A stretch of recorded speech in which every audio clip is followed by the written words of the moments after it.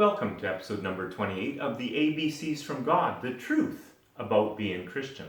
Today's show is entitled The Vaccine Passport for Activities versus the God Passport for Life. In last week's show we talked about godly lifestyles and how they can be more fun than the sinner's lifestyle. Well, welcome and thank you for joining me today. Welcome to new visitors. Things within our environment right now, it's June 27th, 2021, and there's a lot of important things going on in the world right now, in Canada, in the US, down south, around the world. We're struggling right now with the pandemic. It seems to be winding down. Some of us, all of us, have been weighing the scales of should I be taking the vaccine or should I just be wearing a mask, keeping my or sanitizing my hands, keep my distance from people. Whether we wear a mask or not obviously varies from which province or state you're living in, or even country for that matter. I know Sweden, from my understanding, has been more open than most countries, but there's so much mass misinformation from the media that many of us are starting to see more and more of. We're aware that large corporation groups have taken some of that electronic media and twisted things on us. Or, look at Donald Trump. How could the President of the United States be banned from a media source? And now it's coming out, extra videos of these people that broke in to the people's house in the States. They call it the people's house, and they were actually invited in. More footage is coming out where they're opening gates and having the people come in, and there's even a video clip now showing that there's a guard, one of the security people, who's saying they can come in. This is once they're actually inside. They can come in more as long as they're peaceful, and they agree to be peaceful. Very disturbing, some of the news that is not being shared with us by the media. Of course, this has been going on for years and years and years. I mean, we can go back to Richard Nixon days when he had to resign from his presidential post. And I think if you do a little more research on what actually happened there, the media actually was very involved in Richard Nixon having to resign.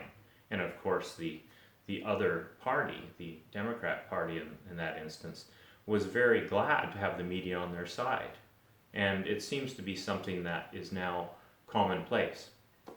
Well, these great resetters that we've heard about, or most of us have heard about, I think now, billionaires and politicians and world leaders that are linking together with these money corporation groups, and they're thinking, hey, you know what, these corporate groups are basically running the things anyways. Maybe the puppet Joe Biden down in the States right now. At least he seems to be a puppet from what we've seen here in Canada. And these corporate groups have been running the show for how long now? I mean, doesn't the Bible say something about money? It does say something about money. It says it is the root of all evil. It can be the root of all evil. Google it and check it out. It can be the root of all evil, but it can also be utilized in good ways. It depends on whose side you are on.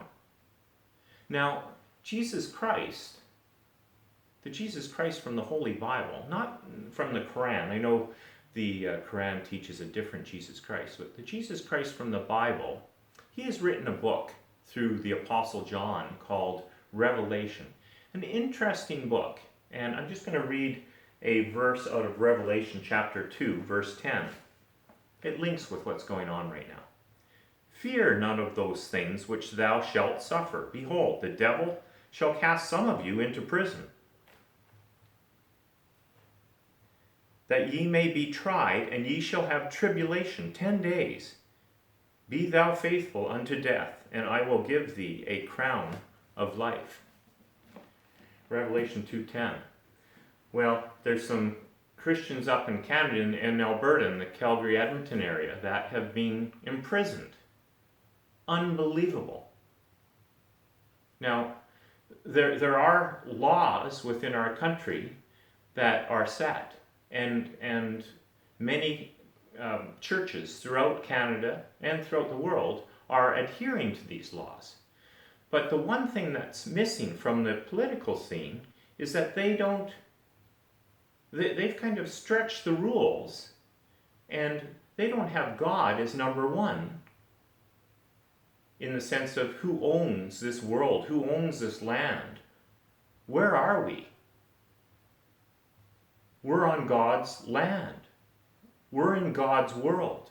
And that's something that's being ignored in many of these North American societies, in the European free societies, and people have gotten lost. I've been growing up in this area for 60 years now in North America, born here. And I've been away from the political field and just kind of, I don't want to get involved in that area. It's you watch the House of Commons and the meetings on TV, and it's like, that is the last thing I want to do. Well, now, seeing what's going on, and especially after years of living in this country and learning and becoming more attuned to what is going on in the world and in government, there's good and there is the other side, evil. And we have to keep the rascals out. There was a book written I read years ago. A neighbor of the David Suzuki, the David Suzuki Foundation in Vancouver, environmentalist. He had a neighbor that wrote a book, Keeping the Rascals Out. I believe it was in the UBC library. I looked for it and it was very difficult to find. Well, keeping the rascals out, the rascals are always trying to get in to power. And Christians have to step up. They have to be there to keep these rascals at bay. Otherwise, our freedoms are lost. So we could be losing our freedoms. And if we look at history, as freedoms are lost, then people are cut off from many activities, and rulers, dictators, communist leaders will take over, and those societies. I mean, us free people in North America, and I know there's lots of communists living in North America, and they're living here for a reason. They do not want to be back in their communist-led country. They're lucky to be out. They're free to do their own thing here. And we have to start looking at how can we keep this? And we can keep this by getting Christians involved in all aspects of politics. We need Christians to pick up and start being more involved in their own local elections and getting more involved in their provincial elections and getting more involved in their federal elections. We need more Christians involved. So connect with your local member of parliament and see what you can do for them, and get involved in a conservative or liberal. But get involved in most people are conservative in the Christian view, right? We can't be with a party that is aborting children in the womb, not as Christians. So conservative, Republican, down south, we need to get involved in these parties. Now, getting back to the God passport for life, that's kind of the key, isn't it? We follow a loving God, a God that has rules and laws. And if we follow those rules and laws, then things go well for us and for our society.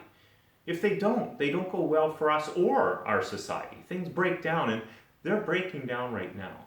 And we have a vaccine passport coming out potentially for doing this activity or that. We have to be careful with this. There's a lot of people not taking the vaccine, and they're very healthy. They haven't taken vaccines at all throughout their life. They've just kept their bodies really, really healthy. So we have to be very conscious that there is also a political side to this that's pushing a lot of fear into our thinking, and we can't be closed on these people and have them locked away. So be careful with the people that are not taking the vaccine. I think they should have freedoms if they're healthy. Right? We've learned a lot of things. Keeping our hands clean when we cough or sneeze. Right?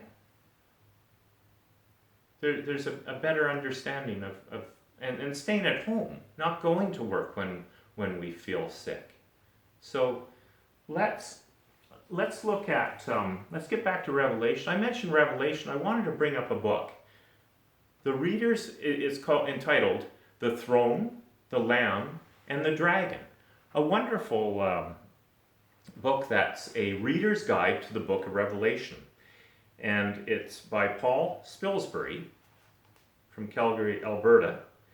And I'm just going to read a couple aspects. The book of Revelation, if it's read as the other books in the Bible, you're going to be lost. It's really a picture book, and you have to be thinking back in 1st century or even prior to 1st century in the Old Testament. And so let's just look a little bit here. On page 95, John's readers would have recognized, the Apostle John's readers would have recognized the beast summoned from the depths of the abyss as the superpower of their own day. So when we hear about a beast in the abyss, we're thinking of this dragon coming out from under the earth in the abyss. And back then it was the superpower of the day, Rome. And we'll go on to the next page here. Even for us today, this is a key theme of Revelation's message. It is a warning not to worship power and influence. Wow, well this book was written 20 years ago, or just under 20 years ago, and here it is, happening right now. Be a warning not to worship power and influence, wealth and prestige. These are the beast's claims to fame. Well, of course, that's for every generation. We see that. But pick up some study Bibles as well. You've got the King James Version, or a New King James Version study Bible, an excellent study Bible to help you read Revelation. The ESV, the English Standard Version. Maybe the first one, if you're new to the Bible, the NIV, the New International Version study Bible. And it will give you more of an insight of what these picture sort of scenes in Revelation actually mean. So the God passport for life, the evil one deceived man in the garden several thousand years ago. And then Jesus Christ defeated the evil one in death on the cross a couple thousand years later as he rose alive from the grave. You and I can come and rise from that same grave by accepting what this wonderful God did for us. He rose for us. And what does that mean? It means he died originally, wiping away all sins from us, because no matter how good each one of you thinks you are, in God's eyes, you're not good. You lie. You have lied. And if you say you haven't, you better go look in the mirror for a while. And you've hated a brother or sister before, haven't you? In the Bible it says that's just like murder. So we've all sinned. And we need that sin erased. And Jesus has done it for us. He knew that we could not do it with this sinful nature that we're born into, this Adam sin that we have. So now we follow Jesus, and we follow the laws as best as we can as Christians. So let's, you and I, follow Jesus as closely as we can. And for those that are not with Jesus, some of enemies that may be coming at us with all types of things, putting us in jail even, let's pray for these people. Pray that the Spirit reaches them. They need the Spirit, and we should be praying for them. Now, if you've enjoyed the show, please subscribe, like, and share it with a friend or someone you know that could really benefit from this show. And please join us for next week's show. It'll be entitled, Loving Christian Disciple Striving to Keep the Law, Heaven Bound. Godless, hateful lawbreakers, hell-bound. So we're going to talk a little bit about these two ways that seem to be in all in all eternity. There's this bad side and there's this good side, and it seems to be this scale, doesn't it? Love and hate, God and sin, Satan and death, heaven and hell. For those of you who are currently without a church group, please feel free to check out my description and please see the Richmond Alliance church service. It's on audio tape. As well, you can check out the videos from our Southern friends, John MacArthur at Grace to You and Alistair Begg at Truth for Life. Now, if you've just come to Jesus or have been following him for a while, begin or keep up your daily habit of reading the Bible. Be part of a Bible-based church and join with my friends and I in sharing God's truths, his ABCs, about being Christian. God bless.